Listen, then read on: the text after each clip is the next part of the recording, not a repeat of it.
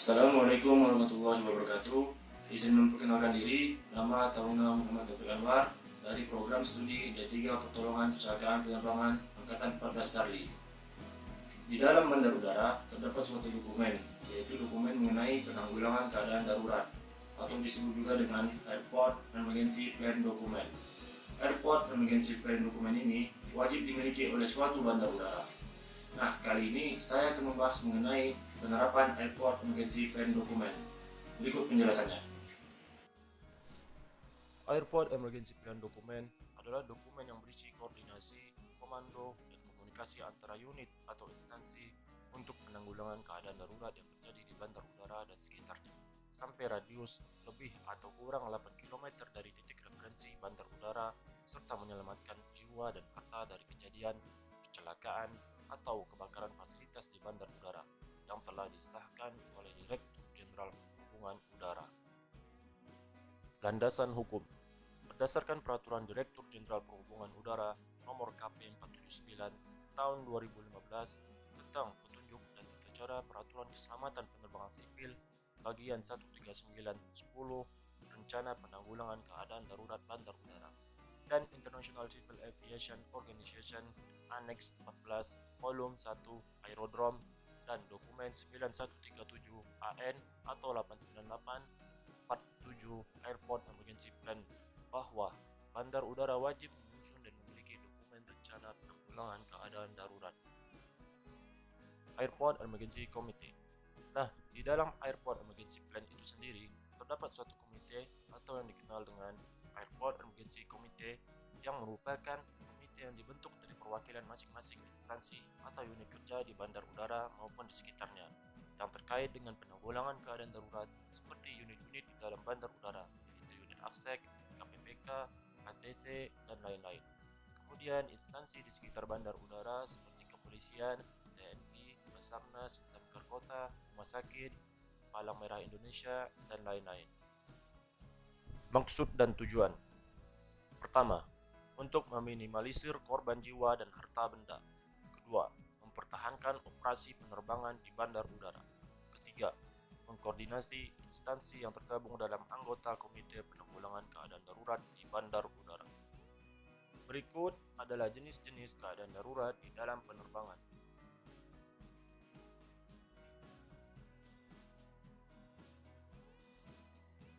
Keadaan darurat dan tingkat siaga. Local standby. Unit PKPPK, baik personel maupun kendaraan, siap siaga di fire station. Penyebabnya, bad weather, penerbangan VIP, dan gangguan indikator. Full emergency. Unit PKPPK, baik kendaraan maupun personel, siap siaga di tempat yang telah ditentukan seperti taxiway, access road, dan lain-lain. Penyebabnya, engine trouble, landing gear trouble, sabotase, dan ancaman bom. Aircraft accident.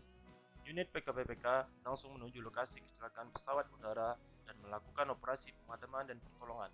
Penyebabnya, kecelakaan pesawat di bandar udara dan kecelakaan pesawat udara di sekitar bandar udara. Kebakaran gedung dan fasilitas bandar udara. Unit PKPPK langsung menuju lokasi kebakaran gedung serta melakukan operasi pemadaman dan pertolongan. Penyebabnya, kebakaran fasilitas gedung di bandar udara dan tidak melibatkan pesawat udara. Keadaan darurat lainnya. Unit PKPPK langsung menuju ke tempat terjadinya kejadian darurat dan melakukan tindakan yang diperlukan. Penyebabnya, bencana alam, keadaan darurat karena dangerous good, dan penyebaran virus di bandar udara. Penerapannya. Undang-Undang Nomor 1 Tahun 2009 tentang penerbangan pada pasal 219 ayat 4 menyebutkan bahwa untuk menjaga dan meningkatkan kinerja fasilitas, prosedur, dan personil, unit penyelenggara bandar udara atau badan usaha bandar udara wajib melakukan penerapan perhatian penanggulangan keadaan darurat secara berkala sesuai dengan dokumen penanggulangan keadaan darurat bandar udara yang telah disusun dan disahkan. Adapun jenis-jenis penerapan perhatian yang dilakukan sebagai berikut. Latihan tabletop adalah jenis latihan simulasi strategi yang dilakukan di dalam ruangan dengan sarana meja bergambar yang berisi miniatur bandar udara, model pesawat udara, dan mobil pemadam kebakaran yang digunakan untuk menguji kemampuan personel dan mengambil keputusan sehubungan dengan kegiatan pertolongan dan pemadaman kebakaran yang mungkin dilakukan sebelum mencoba latihan di lapangan. Latihan ini dilaksanakan 2 kali dalam 1 tahun dengan peserta sebagian anggota Airport Emergency Committee. Latihan skala penuh adalah suatu bentuk latihan atau uji coba dokumen rencana penanggulangan keadaan darurat dan dilaksanakan dalam rangka menguji seluruh fasilitas, prosedur, dan kompetensi personel terkait untuk menghadapi keadaan darurat atau siaga yang sebenarnya. Latihan ini dilakukan 1 kali dalam 2 tahun dengan peserta semua anggota Airport Emergency Committee yang berada di bandar udara. Latihan keterampilan khusus adalah suatu bentuk latihan atau uji coba dokumen rencana penanggulangan keadaan darurat dan dilaksanakan dalam rangka menguji seluruh fasilitas, prosedur, dan kompetensi personel terkait untuk menghadapi keadaan darurat atau siaga yang sebenarnya. Latihan ini dilakukan 1 kali dalam 1 tahun dengan peserta sebagian anggota Airport Emergency Committee yang berada di bandar udara. Simulasi keadaan darurat untuk kecelakaan pesawat di wilayah bandar udara dimulai ketika unit PKPPK menerima laporan tentang kecelakaan. Lalu unit PKPPK melakukan tindakan. Pertama, langsung menuju crash area sambil memonitor informasi yang diberikan petugas ATC. Kedua, sesegera mungkin menentukan posisi pos komando setelah tiba di crash area. Ketiga, melaksanakan operasi pemadaman dan pertolongan. Dan terakhir, menentukan collection area. Collection area adalah lokasi yang digunakan sebagai tempat untuk mengumpulkan pertama kali korban kecelakaan. Lokasi penting dalam penerapan penanggulangan keadaan darurat. Emergency Operation Center, tempat berkumpulnya seluruh perwakilan instansi atau unit kerja terkait Airport Emergency Committee dalam rangka mendukung, memantau, dan mengkoordinir pelaksanaan operasi penanggulangan keadaan gawat darurat. Berfungsi sebagai pusat manajerial jika terjadi kecelakaan di bandar udara dan sekitarnya dengan radius 8 km. Rendezvous Point, tempat bertemunya para bantuan SDM dan fasilitas untuk kepentingan penanggulangan keadaan darurat di bandar udara. Staging Area, tempat yang digunakan untuk standby sumber daya manusia dan fasilitas untuk kepentingan penanggulangan keadaan darurat. Passenger Holding Area adalah tempat penampungan penumpang korban kecelakaan pesawat udara yang tidak terluka.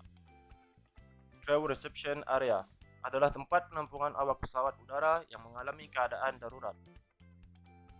Conference Room adalah lokasi tempat pemberian informasi kepada media. Information Center memberikan informasi terkait pengembangan penanganan keadaan darurat kepada keluarga atau kerabat korban. Alur penanganan korban. Crash Area. Crash Area adalah lokasi kejadian kecelakaan pesawat udara di dalam bandar udara yang luasnya ditentukan oleh dimensi pesawat udara yang mengalami kecelakaan. Crash Area merupakan lokasi kerja PKPPK dalam upaya pemadaman dan pertolongan di mana unit fungsional lainnya tidak dibenarkan memasuki lokasi ini saat PKPPK melaksanakan pemadaman kebakaran pesawat udara. Unit fungsional lainnya yang akan turut membantu evakuasi korban akan memberitahukan kepada pimpinan PKPPK di lokasi ketika akan memasuki crash area. Collection Area. Collection Area adalah tempat atau lokasi pengumpulan awal korban kecelakaan yang akan dievakuasi dari lokasi kejadian. Lokasi ini ditentukan oleh pimpinan operasi PKPPK. Bila terjadi kecelakaan pesawat udara secara tiba-tiba ataupun kecelakaan pesawat udara yang sudah diprediksi sebelumnya. Triage Area. Triage Area adalah lokasi pemilahan korban kecelakaan. Dari lokasi tersebut, korban akan diberikan label dan korban akan diberikan penanganan sesuai skala prioritas korban. Care Area. Care Area adalah daerah tertentu yang berjarak lebih atau kurang 500 kaki dari lokasi kecelakaan pesawat udara yang dipergunakan sebagai tempat untuk memberikan pertolongan pertama bagi korban. Berikut adalah alur penanganan korban kecelakaan pesawat udara.